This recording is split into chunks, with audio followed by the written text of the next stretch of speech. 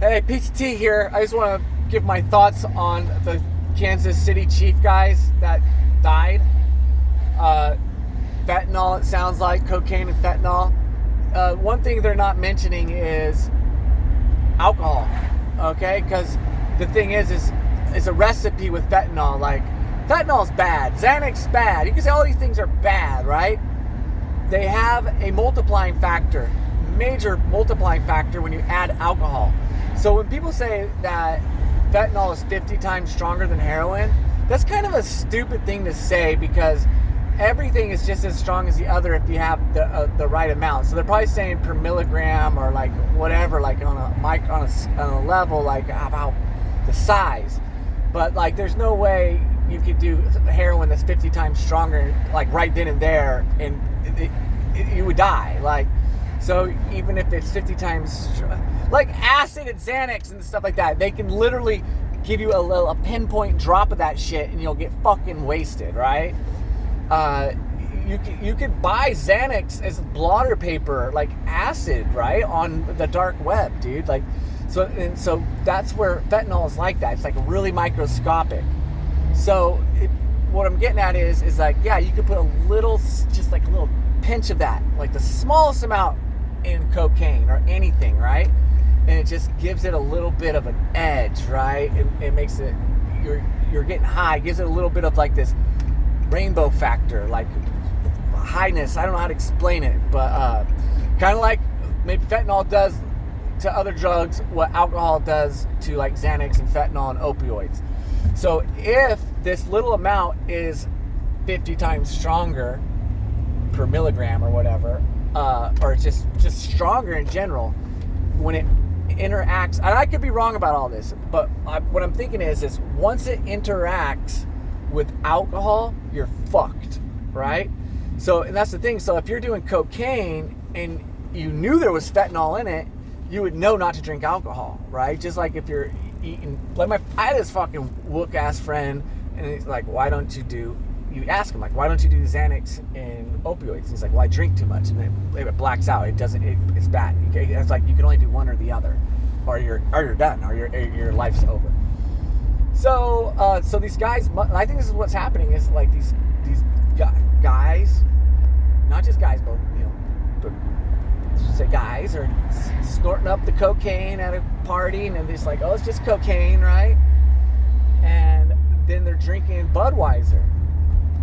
Then they go outside to smoke a cigarette or smoke a bowl of weed or something. And that's when the alcohol interacts, and then boom, you're gone, dude. And it could make sense. Like the guy, if they got cocaine that was cut with fentanyl, and the people that cut it with fentanyl, like if they cut it with too much, or if they didn't cut it good, and there'd be like little like, let's say the people that cut the fentanyl with cocaine, or they cut the cocaine with fentanyl, and they're putting in like this little amount of fentanyl in there, and they're chopping it up. If they don't mix it up like really good, right, and it's all equal parts, then you could get a line of cocaine that might have like a big chunk of fentanyl in it. I've heard about this with LSD. Like if it's not mixed up but diluted with the water or whatever that you're mixing it with, like you could see like LSD crystals at the bottom. Like if you could accidentally get a huge chunk, like it doesn't look like a huge chunk, but in comparison to what you should be taking, you can end up taking way too big of a fucking chunk on accident, dude. So let's say the cocaine that they got just had a little bit too much in it. Or maybe they got some they didn't even drink, they just accidentally got some that wasn't cut up good enough. Or maybe they got some that was cut up perfect, or maybe it was just a little bit too much. But I believe that there's a chance that they just got a batch that just had too much in there. But I'm thinking that they were drinking alcohol with it, and that's where your lights out, and so it would make sense that the dude passed out in his, dude might have passed out, was trying to go outside to hang out with his friends, and fucking passed out on the fucking couch, and then was just so wasted it took him it took him a couple days to even come back, because he almost died too, and that's why his ass is in rehab right now. Because his fucking friends are dead, dude, and they shouldn't be fucking dead right now. right? You shouldn't just, and you can blame them or blame drugs or whatever, but they thought they were doing cocaine. They did not think they were doing fucking fentanyl. This is fucking ridiculous, dude. So, you know, if you're going to be partying like that, I guess it's not even guess, it's 100% safe to say that you should have tester kits.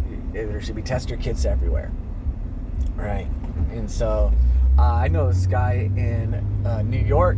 He knew these people. They're dead now. They died of. It was the same thing. It was cocaine and fentanyl, right? And I don't even think they knew they were doing fentanyl. And they're gone. They're prestige. They're prestigious. They had money.